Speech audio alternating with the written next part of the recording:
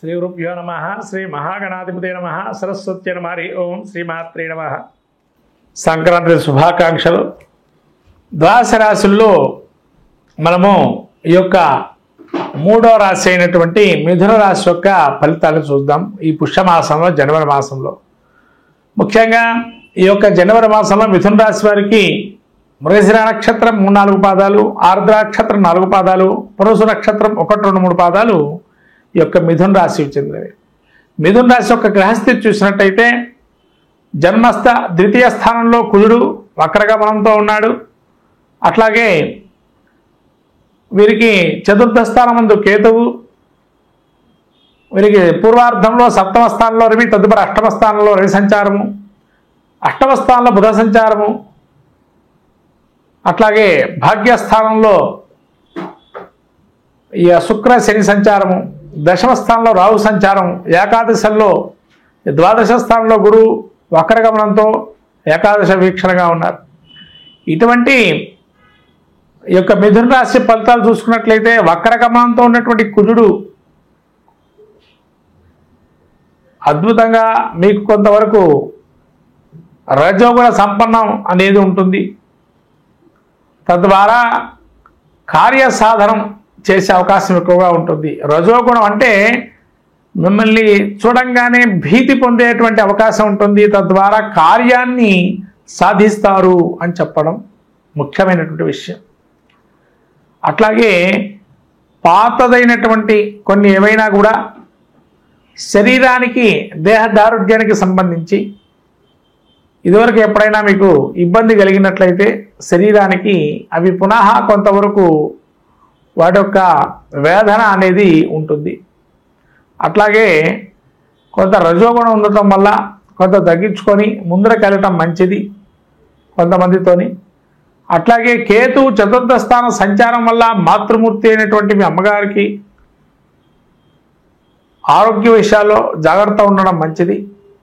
అట్లాగే మీరు విద్యార్థులైతే ముఖ్యంగా 1-2 సార్లు చదువుకోవటం అనేది మంచిది. ఎందుకంటే ఆ విద్యార్థులు ఎవరైతే ఉంటారో చదువుకున్నాం కదా గుర్తుండిపోతుంది అనుకుంటారు, కానీ ఆ సమయంలో సరైన సమయంలో గుర్తు రాకపోవచ్చు. కాబట్టి పరీక్షా సమయంలో గుర్తు వచ్చేట్టుగా చదువుకునే ప్రయత్నం చేయండి. 1-2 సార్లు చదవండి ప్రతి విషయాన్ని, మళ్ళీ ఆ సబ్జెక్టు తీసుకొని విద్యార్థులు. అట్లాగే చతుర్థ స్థానంలో కేతు సంచారం వల్ల ప్రయాణం చేసేటప్పుడు చాలా జాగ్రత్తగా ప్రయాణం చేయండి. అట్లాగే ఇంట్లో ఉన్నప్పుడు కూడా కొంతవరకు మీరు బాధ్యతాయుతంగా మీ యొక్క ప్రతి అంశాన్ని కూడా నెరవేరుస్తున్నానా లేదా అనేది మనసులో ఒకసారి ఆకలింపు చేసుకోవటం మంచిది. అట్లాగే రవి అష్టమ స్థాన సంచారం వల్ల కొంత అనారోగ్యం వచ్చే అవకాశం ఉంది, కానీ మీరు జయిస్తారు. కారణం ఏంటంటే బుధుడు అష్టమ స్థానంలో ఉన్నారు. మీకు ఒకవేళ రోగం వచ్చినా దాన్ని త్వరితగతిన దాని నుంచి బయటపడతారు. అట్లా మానసికమైనటువంటి భీతి అనేది మనస్సులో ఒక చింతన భావన అనేది ఉంటుంది. ఆ చింతన భావన అనేది ఉండటం వల్ల కొంతవరకు అనారోగ్యం అనే చెప్పవచ్చు. దాన్ని కూడా విజయప్రాప్తి అంటే సమయస్ఫూర్తి ఆలోచన చేస్తూ అవతల మనిషిని నెప్పు పొందే విధంగా వాడిని ఇబ్బంది పెట్టకుండా ఎవరినైనా సమాధానం మీరు చెప్పేటప్పుడు అవతల మనిషికి నొచ్చుకోకుండా చేస్తారు. అది మీ దగ్గర ఉండే లక్షణం ఈ యొక్క మాసంలో, పుష్యమాసంలో. కాబట్టి చాలా మంచిదైనటువంటి ఈ యొక్క మాసం అని చెప్పవలసింది పుష్యమాసంలో. అట్లే శుక్రుడు శని, ముఖ్యంగా శని భాగ్యంలో ఉండటం వల్ల ఏదైనా పుణ్యక్షేత్ర దర్శనం చేసుకోవటం కానీ, తీర్థక్షేత్ర దర్శనం చేయటం కానీ, స్నాన ఫలితాన్ని కానీ పొందే అవకాశం ఉంటుంది. అట్లాగే ఆరోగ్యరీత్యా కూడా కొన్ని మెలకువలు నేర్చుకుంటారు. ఏ విధంగా మనం ఆరోగ్యంగా ఉంటాము, ఏ విధంగా మనం ఏది చేస్తే బాగుంటుంది అనే దాని గురించి కూడా కొంత శ్రద్ధ పెరిగే అవకాశం ఎక్కువగా ఉంటుంది. అట్లానే మీకు దీర్ఘకాలికంగా ఆగిపోయినటువంటి పనులు కూడా పునః మళ్ళీ ప్రారంభమయ్యే అవకాశం ఉంటాయి. అంటే వ్యాపారంలో కావచ్చు, వ్యక్తిగతంగా కావచ్చు, ఫైనాన్షియల్లో ఆర్థికంగా కావచ్చు, ఇవన్నీ విషయాలు కూడా కొంత పురోగతి సాధించే అవకాశం ఉంటుంది మిథున రాశి వారు. ఈ శుక్రుడు భాగ్యంలో ఉండటం వల్ల కొంతవరకు ఆనందము, అలానే దుఃఖము సమపాళ్లలో ఉంటాయి. ఎందుకు అంటే కొన్ని విషయాల్లో మనము ఇలా జరిగిందని దుఃఖిస్తుంటాం, కొన్ని విషయాల్లో అదే సమయంలో సంతోషం కూడా వస్తుంది. అంటే రెండు ఏకకాలంలో జరుగుతూ ఉంటాయి ఈ శుక్రుడు కనుక భాగ్యంలో ఉంటే. అట్లానే 10వ స్థానంలో రాహు వల్ల పని మీద ఒత్తిడి ఎక్కువ అవుతుంది. చేసేటువంటి పని విద్యార్థులు కావచ్చు, ఉద్యోగస్తులు కావచ్చు, వ్యాపారంలో ఉండేటువంటి వారు కావచ్చు, కాంపిటీషన్ అనేది వ్యాపారస్తుల్లో ఎక్కువగా కనబడుతుంది. అట్లనే రాజకీయంలో ఉండేటువంటి వారికి కూడా అద్భుతమైన కాలము. ప్రయత్నపూర్వకంగా మీరు క్రియాశీలకంగా పనిచేస్తుండడం మంచిది మిథున రాశి వారు. తద్వారా కొంతవరకు గుర్తింపు అనేది మెల్లిమెల్లిగా ఒక్కొక్క మెట్టు ఎక్కడానికి అవకాశం ఉంటుంది. రాజకీయం ఉండేటువంటి వారు, సినీ వర్గంలో ఉండేటువంటి వారు చిన్న ఛాన్స్ వచ్చినా పోగొట్టుకోకుండా చేసుకోవటం మంచిది. అట్లనే మీడియా రంగంలో ఉండేటువంటి వారు కానీ, సాంకేతిక నిపుణులు కానీ చాలా బాగా రాణిస్తారు. చిన్నదైనా కానీ చాలా శ్రద్ధగా చేయండి, మంచి పనులు సాధిస్తారు. అట్లాగే వీరికి మంచి అద్భుతమైన కాలంగా చెప్పవచ్చు. ముఖ్యంగా ఏంటంటే సమయస్ఫూర్తి ఆలోచనతో ముందరకెళ్తారు. ఏ పని చెప్పినా దాన్ని శ్రద్ధగా చేయటం అనేది మీ లక్షణంగా మారుతుంది మిథున రాశి వారికి ఈ మాసంలో.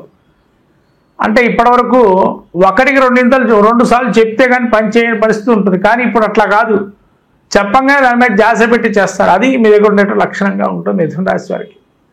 ఈ విధంగా గురువు మీకు వక్రగమనంతో ఏకాదశంలో ఉండటం వల్ల ఆ యొక్క గురువు అనుగ్రహం పరిపూర్ణంగా ఉంది. కార్యదీక్షగా, దక్షతగా, ప్రశాంతంగా వాతావరణంలో పని చేసుకుంటారు. ఒత్తిడి ఉన్నా ఇది కొంతకాలమే అనే ఒక భావంతో వెళ్తారు.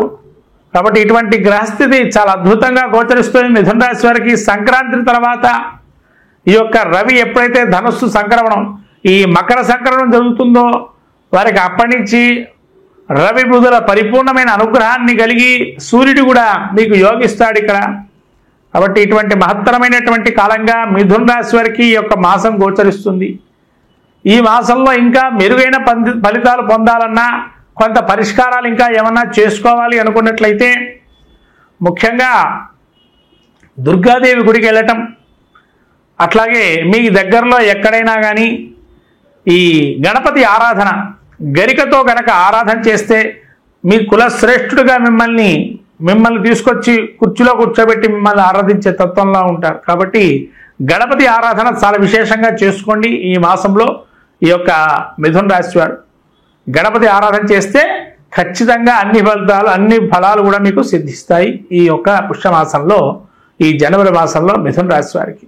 మొత్తం మీద ఈ ద్వాదశి రాశుల వారు ఈ సంక్రాంతికి ఏది పాటిస్తే మాకు బాగుంటుంది అనుకునే దానికి వస్తే ద్వాదశి రాశుల అందరూ కూడా సవిత్రు సూర్యనారాయణ స్వామికి ఉత్తరాయణ పుణ్యకాలంలో దానం, స్నానం, జపం, వ్రతం లాంటివి చేసుకోవటంతో కానీ, లేకపోతేనా వచ్చేటువంటి బ్రాహ్మడికి స్వయంపాక దానం ఇవ్వటము, అట్లాగే ఏదైనా బెల్లము కానీ, నువ్వులు కానీ, అట్లానే తెల్ల నువ్వులండి, నల్ల నువ్వులు కావు, తెల్ల నువ్వులతో చేసే పదార్థాలని ఇవ్వటం వల్ల కూడా మనకుండేటువంటి ఆరోగ్య రుగ్మతల నుంచి బయటపడతాము.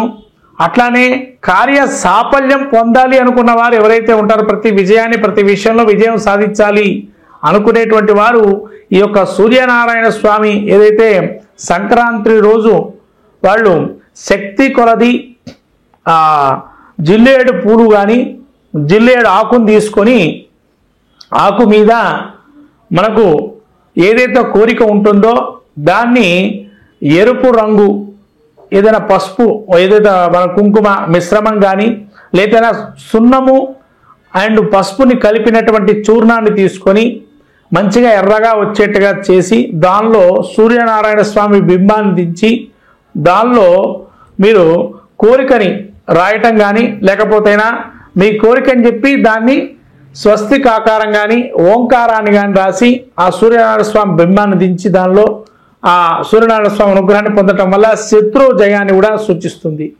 ఇంకా కొంతమంది ఏదైనా అక్షరం రాయదలుచుకుంటే కనుక హ్రీం అనే అక్షరం రాయటం వల్ల ఆ తెల్ల జిల్లేడు ఒక ఆకులో సంక్రాంతి యొక్క స్వరూపంలో సూర్యనారాయణ స్వామిని హేంకార శబ్దంతో కనుక ఆరాధన చేస్తే మనకు అన్ని విజయాలు సాధిస్తూ సకలము కూడా విజయం సాధిస్తూ ఉంటాము. హ్రీంకార బీజాన్ని కనుక ఆ యొక్క తెల్ల జిల్లేడు ఆకు మీద రాసిన ఎరుపు రంగుతో రాసి ఆ రాసినటువంటి ఆకుని ఆంజనేయ స్వామి దగ్గర పెట్టడం వల్ల మంచి ఫలితాలు చేకూరుతాయి. ఈ విధంగా సంక్రాంతి రోజు ఈ విజయాన్ని సాధించే అవకాశానికి ఇది ఒక సూచనలు చేసుకోవడం జరుగుతుంది. మొత్తం 12 రాసుల వారు ఇది పాటిస్తే కూడా మరి మంచిది. హరి ఓం.